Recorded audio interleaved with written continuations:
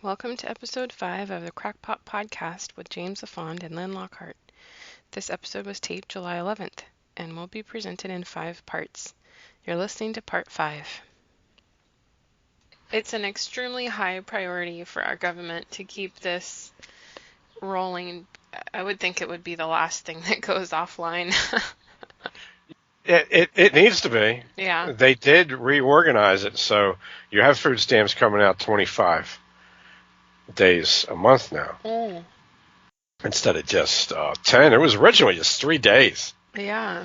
but as soon as they went to scanning, the computer system started crashing in all the stores because you're getting overloaded.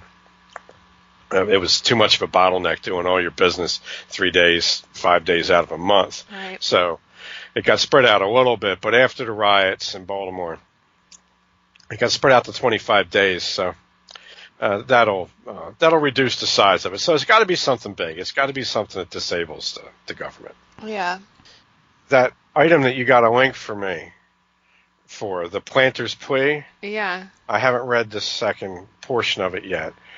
But this whole system is based on that. What he lays out in the planter's plea, what the nuclear family was for, and he cites the Book of Genesis for the purpose of the nuclear family to subdue the natural world, to wipe out the forests, Yeah. to just subdue it, and except for the land that the federal government owns, and which is parks, and it will eventually be sold to Chinese billionaires.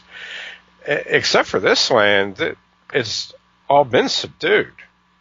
So the purpose for the nuclear family, was stated clearly, was to subdue the land, because you're going to immediately break off and start a new family, have as many kids as you want.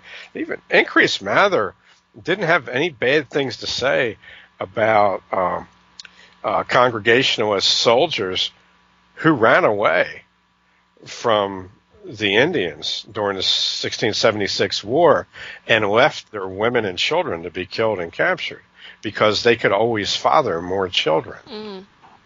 And the father was the important thing, because he was the one that was going to father all these kids. He wore the first wife out, like Benjamin Franklin's dad did. Yeah. Then he wears the second wife out.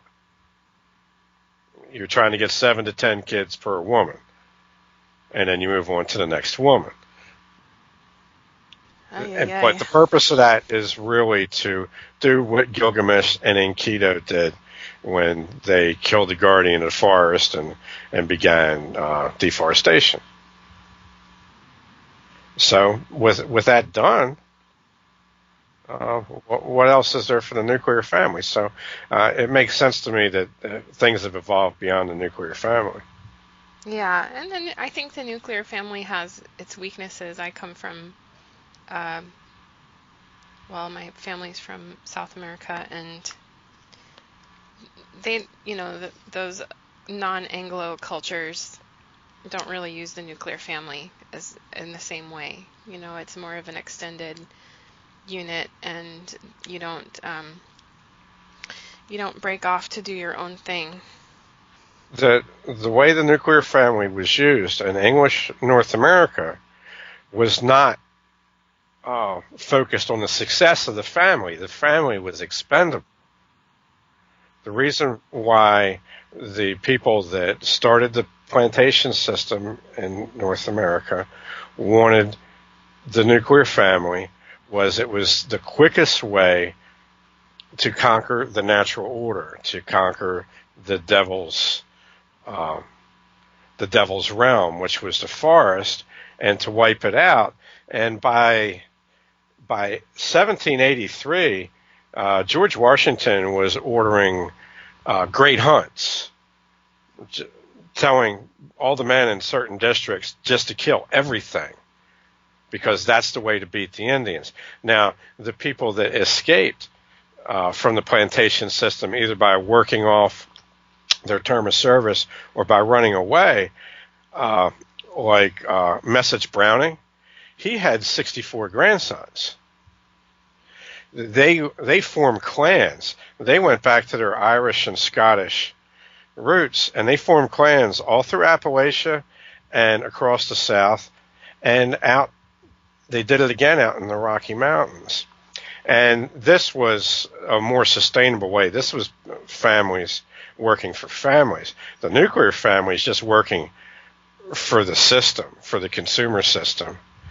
And the object of this system is to bring all the land under cultivation and milk everything you can get out of it. And you want this large population growth to do that. How the American Indians did it was they kept their birth rate to around 3. And they really didn't grow their population. They managed to keep their populations pretty stable. And so many of these Indians ended up being white because they would do anything to keep their population stable, including go out and adopt other people. They couldn't afford to let their population crash because they were working on a zero population growth format. Yeah, it's something that has been pointed out for those interested in genetics and Gregory Cochrane, that the birth rates, and not just birth rates, but survival rates of those early American settlers were just astronomical, really never matched in in history, where a family might have 9 surviving children surviving to adulthood. Benjamin Franklin was the youngest of 14, I believe. Yeah. It was one of those cases where Dad wore out the first mother and he went and got himself another one. Yeah. And this was the fate of a lot of these girls that were kidnapped. They were sold as replacement wives. Yeah. So there you go. But the clan system that ended up going through the Appalachians is a more natural system, and that's what you're going to see all over the world. The nuclear family is really this abomination that's for a certain purpose. It's for a purpose, and this could be something to dive into. It's in England. I've been there once just for a few days, but it struck me how small it is. So they came up with this primogeniture system, I think, just because the resources were limited, and it's just naturally evolved there that you kind of cut people off. Sorry, you're the second son. You better mount up on your horse and start pillaging the countryside because you can't stay here. We can't divide the property, and that's just the way it has to be. And that turned out to be a really effective way to exploit resources all over the world. Well, yeah, you end up exporting some talented guys. Mm-hmm. Yeah. And you're also ejecting as many of the poor people from your economy as you can. There were a lot of economic crashes in England in the early 1600s that encouraged the settlement of New England. And the thing with the Barbary pirates is that British very rarely did anything to try to protect their people. Across Europe, it was the same. The governments did nothing to protect their people. I think Venice fought one engagement with some pirates that were raiding, but for the most part, the governments didn't even try to protect their shorelines. Yeah, because they had more people than they needed. Yeah, it was excess, and that was it's part of life. It's okay. And they just, even if you have your serfs and you really like them, they're nice and everything, you try to take good care of them, you don't really need them to raise more than 2 children, because that's how many people it takes to run your property, and you don't need more than that. So I think that has a lot to do with it. And then I think in America we have this incredible abundance of material resources, huge land, fertile land, and it was really entirely different from Europe, which had been settled for thousands of years. And I'll give you one parallel to early America to now. And nobody sees it. The people that read the books don't see it. There's a willful blindness because it's not hard to pick out. You had the American Indians were following this zero population growth managed habitat. It wasn't just a wild. They didn't just hunt and gather. They did a lot of things to massage this habitat. Increased Mather wrote about the huge fish catches they would have. Message Browning, when he was hunting in the Appalachians, there were so many nut trees that these bears would gorge themselves and just lay down on a trail, and it wasn't hard for him to kill them at all. It wasn't the kind of forest that we have now. Yeah. This was a managed forest. You had no population growth amongst the natives, and some groups of the natives invited foreigners in. And they did this to help them against other groups of natives. Yeah. And these foreigners had a higher birth rate, and they were more aggressive.